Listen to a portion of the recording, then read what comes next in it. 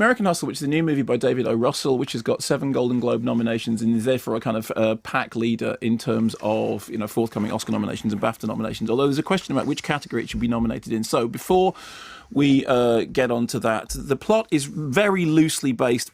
Although, actually, there's a fair deal of crossover on the Abscam operation, late 1970s, early 1980s, that the FBI enlisted a con artist. Well, they didn't enlist. Yeah, they used a con artist and a fake sheik in order to entrap corrupt politicians. And in the movie, what happens is Christian Bale, who is the central character, Irving Rosenfeld, who's a dry cleaner come dodgy art dealer come loan shark, is essentially busted at the very beginning by Bradley Cooper's jumpy FBI man and told, you have to work with us in this operation in which we're going to do these things because that's what you need to do because now we've got a whole bunch of stuff on you. He doesn't want to do it at all at first, but he realises he has no choice. Particularly, he doesn't want to do it when the operation almost accidentally becomes even bigger and starts being about bringing down some quite big fish. Here's a clip. You're gonna do this because you got no choice. You work for me. You keep changing the rules. You're getting a little power drunk. Richard, you want to tell him, Edith? You want to wake him up? Oh, no, I said we shouldn't do any of it, Irving. You know I said that. So now I support Richie. He's got vision. Do it heavy or don't do it. What does that mean? I mean, he's the one ruining America, not me. Ruining America? People just got over Watergate and Vietnam, all right? Because you want to be a big shot. Get a promotion. No, I'm thinking big. All right, this is going to be fantastic. We're doing video surveillance. I'm doing this from the feet up. You will never do it properly because you got too much government attitude to be small and sleek. I'm like the Viet Cong, man, all right? I'm in and I'm out. I was there the whole time. You don't know it, all right? That's an art of becoming somebody who people can pin their beliefs and their dreams on.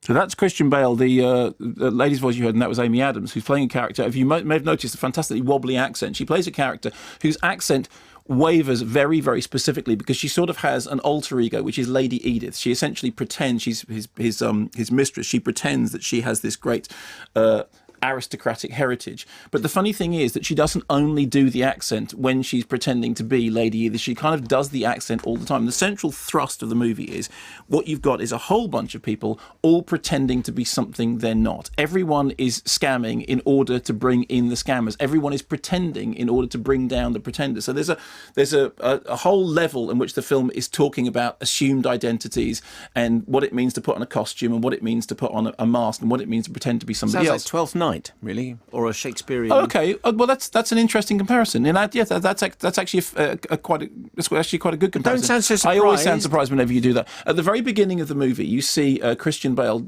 putting on the most elaborate comb-over toupee. It's a long sequence in which he's bald of pate, and this thing involves glue and a hair appliance and lacquer and a real sort of. You love that bit. No, but but the whole film has got an awful lot of hair appliancing in it. There's a central scene in which we see Bradley Cooper in very, very tightly coiled rollers, which is sort of indicative of his jumpy state. There's a cameo role by Robert De Niro, who's a guy whose thinning hair demonstrates that he's actually on the side of wickedness and badness. It is a very, very big hair film. It is essentially all about the hair. Now, here's the interesting thing. When it came up for the Golden Globe nominations, it was nominated for Best Picture, Musical or Comedy. And there was a couple of people went, well, is it a musical or a comedy? I mean, the Golden Globe nominations are always a little bit odd anyway. And there's been a big discussion since then about whether or not it can be classified as a comedy. I think what it is it's a caper. It's a sort of serio-comic caper. It has a comedic structure. But I think calling it a comedy is wrong. Interestingly enough, apparently when the film company submitted it to the Golden Globes, they submitted it in the drama category. And the Golden Globes jury were the people that decided that, in fact, it should be in the comedy category. I think calling it a comedy misrepresents it. It is comedic, and there are things in it that are funny, but it also has, as with so much of David O. Russell's films, it has this kind of sense of spiraling chaos. And what it's about is more than just gags. It is a film about, as I said, people pretending to be things, people playing roles, people having masks. The Christian Bale character has a wife, brilliantly played by Jennifer Lawrence, who is almost completely out of control. At the beginning of the movie, the two things that we know about her is that she regularly sets fire to the kitchen and she does alcohol-fueled renditions of Live and Let Die. And if it was just a comedy, these characters would just be funny. But in fact, there's a lot more going on there. And in fact, I suppose when you heard that clip there, you hear that's not like a comedy like Anchorman. So I think Calling it a comedy is something that's happened in order to make it more awards worthy as far as the Golden Globes is concerned, because if it's in the drama category, it's up against 12 Years a Slave, and and frankly no one's got a chance against 12 Years a Slave.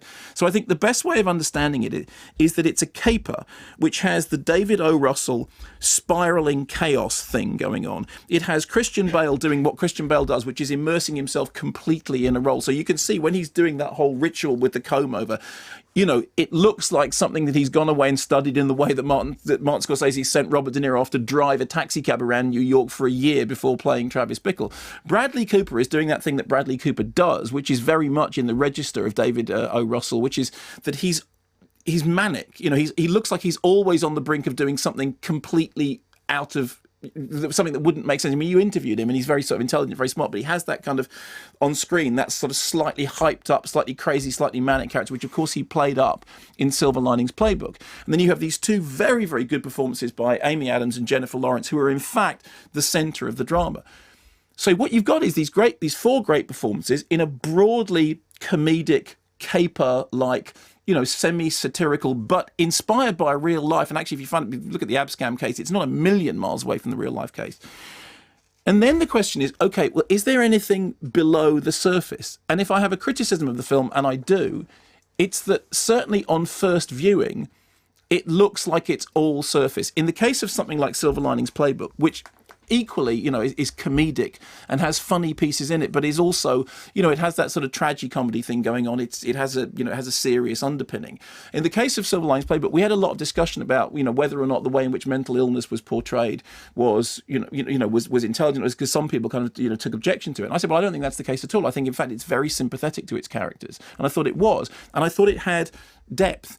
In the case of American Hustle, it has four great performances. It has the most extraordinary attention to period detail. It takes its visual cues from Goodfellas via Boogie Nights. So it's constantly that sweeping, scope camera sweeping in and down and then onto a hole. So you can see all the Scorsese and the Paul Thomas Anderson, visual references, and I think there's even a bit of Last Days of Disco in there. And you're looking at it like you're looking at some kind of crazy glitter ball, because every scene sort of looks absolutely perfect. But the irony of that is that in the same way that every character is putting on a mask, putting on lacquer, putting on a hair thing, putting on a wild dress, putting on a crazy pair of a polyester suit in order to pretend to be something that they're not.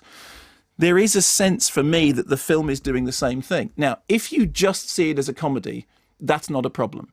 If you just see it as a comedy, perhaps that lack of depth is not a problem. I don't.